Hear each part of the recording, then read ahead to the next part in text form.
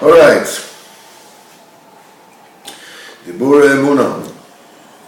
Over Yitzhak Bender's Daf Sad Samech Gimel says, how many wondrous characters I've met in Uman from the Rabbeinu's factory.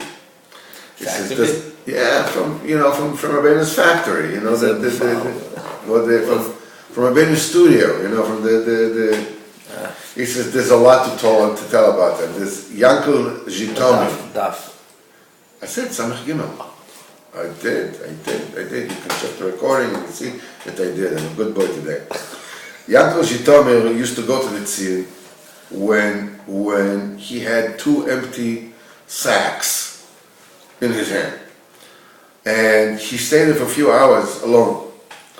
He started Sipur Maisis from beginning to end with incredible islahavos, and this was boiling, was burning.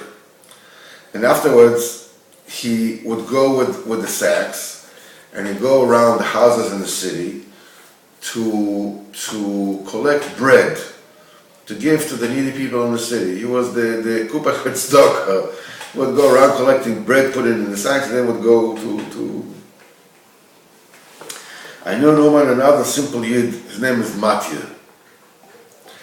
He used to he would just hold Sipur Maisis in his hand, he was already crying. He was already crying, just took it in his hand, he was already crying. I have a suffix, I know how to read Hebrew. How to read Hebrew.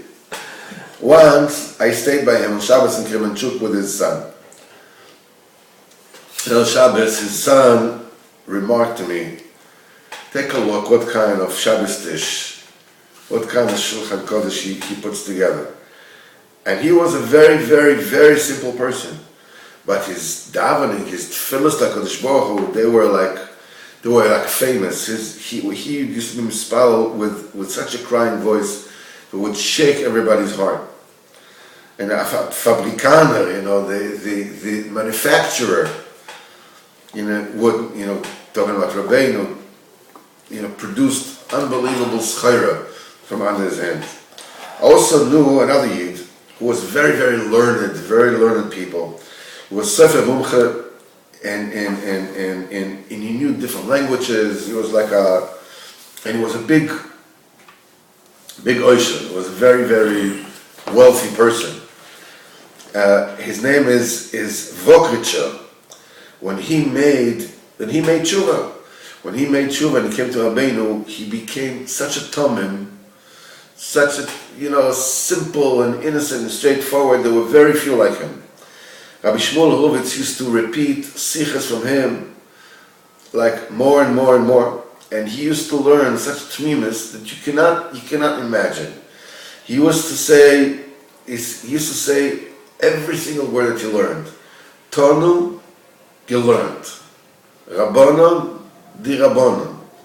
The pitum is pitum.